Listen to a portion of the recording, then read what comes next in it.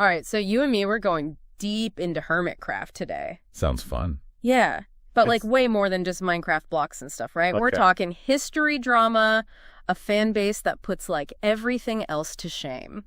You ready to kick off this deep dive? Oh, I am so ready. Let's do it. It's mind-blowing how this thing went from a few friends messing around back in 2012 to this whole global phenomenon. Seriously. And it all started with Generic B. The OG hermit himself. Right. And get this, the name Hermitcraft comes from him calling himself the gaming hermit back in the day. It's such a perfect origin story. I know. It's like Destiny or something. Totally. And speaking of origins, we have to mention Mindtrack, another huge Minecraft server back then. It actually played a big role in Hermitcraft's story, even though Generic B left to join them. Oh, yeah. Ironic much. Tell me about it. But before we get ahead of ourselves, Generic B passed the admin porch to Shisumovoy, right? Right. And he's been the one running the show ever since. 10 seasons and counting. It was really under Shisumovoy that things shifted from casual fun to this community of seriously talented creators pushing the boundaries of what's possible in Minecraft. Okay, but we're not talking just like building a dirt hut here. These guys are hardcore builders, redstone engineers. For those who don't know, redstone is basically like the circuitry of Minecraft. It's like they're coding with virtual red dust. Exactly. And the crazy part is it's a private server. So not just anyone can join. Right. It's invite only. But here's the thing. We still get this amazing look into their world because they all upload their gameplay to YouTube. It's this cool blend of a private world with a very public face. Right. But it's more than just the technical stuff, wouldn't you say? I mean, what keeps people coming back for more is that they sprinkle in just enough roleplay and storyline to make things interesting. Absolutely. Without it ever taking over the whole thing. Exactly. Which is smart, because at its core, Hermitcraft is all about the creativity, the building, the community. Speaking of community, can we talk about the fans for a second? Oh, boy. The fans. Yeah. Where do we even begin? Because the fan base for Hermitcraft is next level. I mean, seriously, these guys are on another planet. It's true. The sheer dedication, the creativity, it's mind-blowing. We're not just talking about your average fan art here. We're talking elaborate backstories, headcanons, you name it. Like how everyone portrays the hermits as something other than human. Right. Cyborgs, hybrids, you name it, they've got it covered. They take inspiration from usernames, skins, even tiny throwaway jokes in the videos, and they run with it. It's amazing. Like DocM77, he's got that whole cyborg creeper thing going on. It's iconic. Right, or Gryan with the whole bird motif because he's always soaring around with those elytra. Which, by the way, elytra, even the word sounds like it's straight out of a fantasy novel. It does. For those who haven't jumped into Minecraft yet, they're basically enchanted wings. So cool. And the best part is sometimes this fan creativity actually influences the hermits themselves. Oh, totally. Remember when Rendog started adding dog ears to his skin? Because everyone was drawing him with them? Exactly.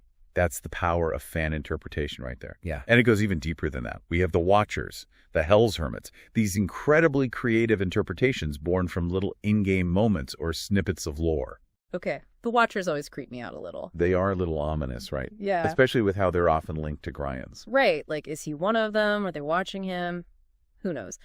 But then you have the Hell's Hermits, basically their evil counterparts. Adding a bit of playful darkness that the fans just devour. Who doesn't love a good villain? But speaking of fan interpretations, things haven't always been sunshine and rainbows in the Hermitcraft fandom, have they? Definitely not. Remember that whole shipping debate back in 2019? Oh, yeah. Things got a little heated there, didn't they? To say the least. That whole issue of real people versus their in-game personas blew up, especially with Zombie Cleo getting involved and then leaving Tumblr because of the backlash. It just goes to show how passionately fans feel about Hermitcraft and how deeply they connect with the creators and their in-game counterparts. For sure. It's a double-edged sword, though, right? Yeah. That intense passion can be amazing, but it can also lead to some complications. Totally. But before we spiral down that rabbit hole, let's rewind a bit. Okay. Because we've talked about the fans' the success. But getting Hermitcraft to this level of legendary status, it wasn't all smooth sailing, was it? Oh, absolutely not. In fact, according to Shisumovoy himself, they almost didn't make it. Like multiple times. Yeah. Seriously.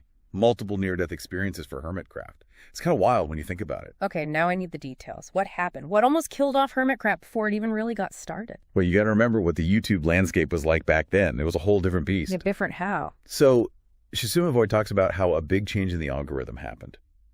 You know, the thing that decides which videos people see? Yeah. Well, they started prioritizing watch time.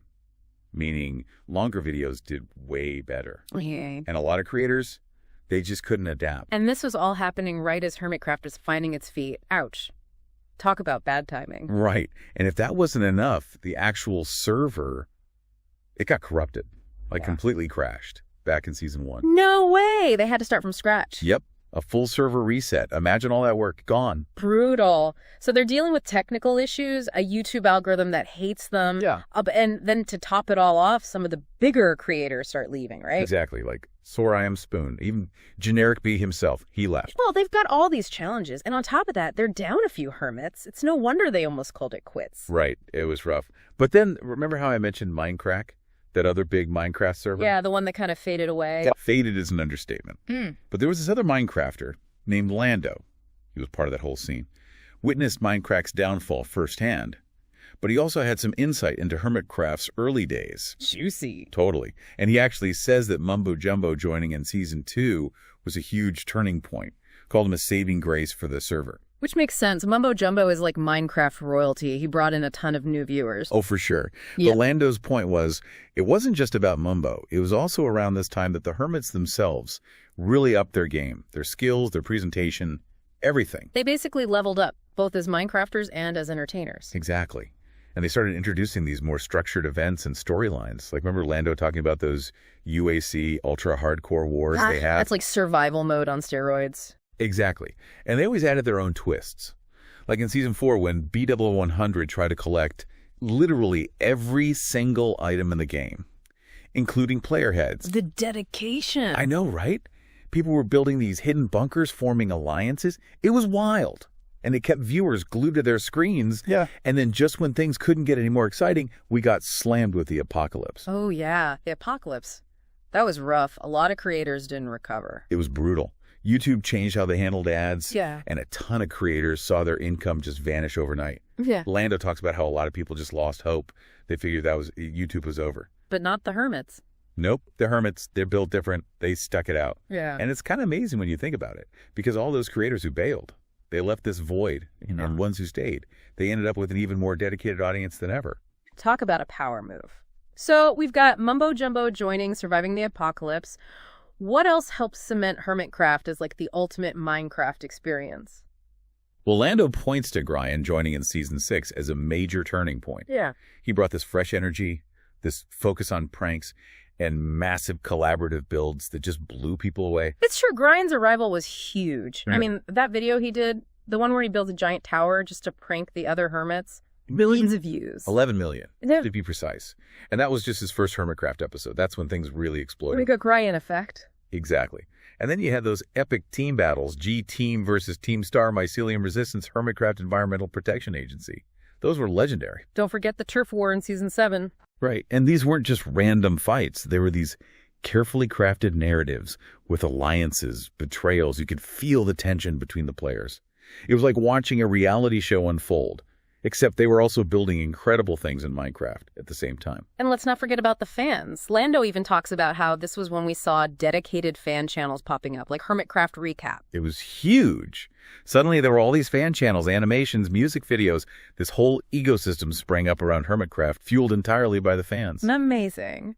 And just when you think they've explored every corner of the Minecraft world, they hit us with season 8 with that giant mysterious moon. And no one knew what it meant. Yeah. It's brilliant. Everyone had a theory. And then boom, the world ends. Total cliffhanger.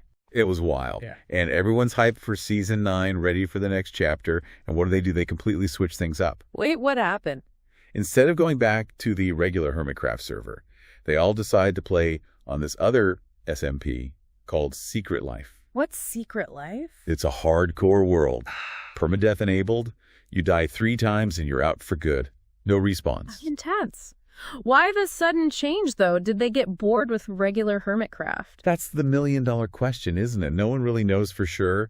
Some fans think it was planned, a way to shake things up. Others think it was more spontaneous. Like they just wanted to try something different. So it's a mystery. Did they abandon Hermitcraft, or is this just a detour? Who knows? But one thing's for sure, this whole Secret Life thing, it just adds another layer of intrigue to the whole Hermitcraft saga. For sure. And speaking of layers, we can't wrap up this deep dive without talking about fan works, right?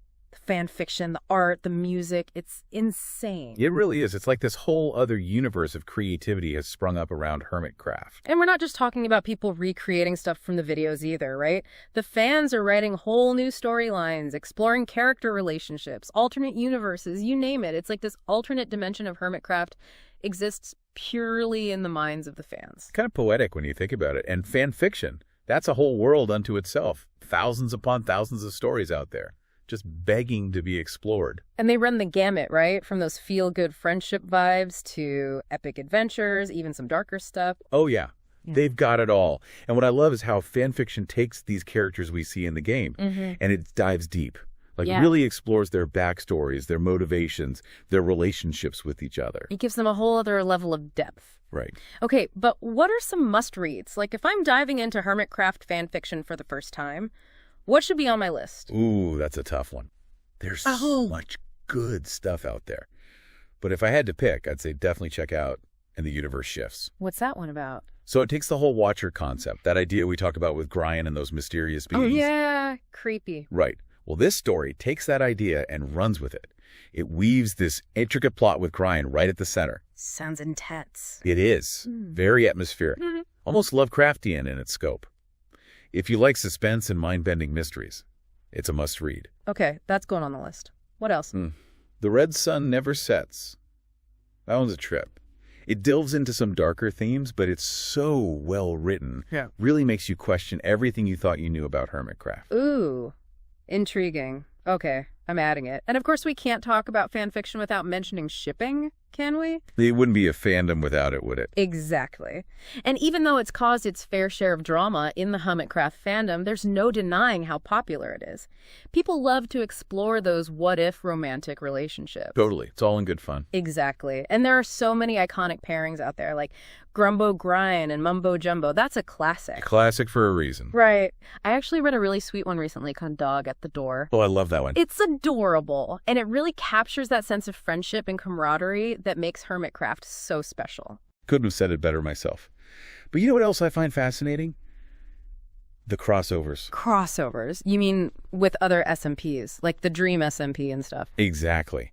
People love to imagine what would happen if these different Minecraft universes collided. I've seen a few of those. There's that one where Tommy Innit stumbles onto the Hermitcraft server. I can't remember the name, though.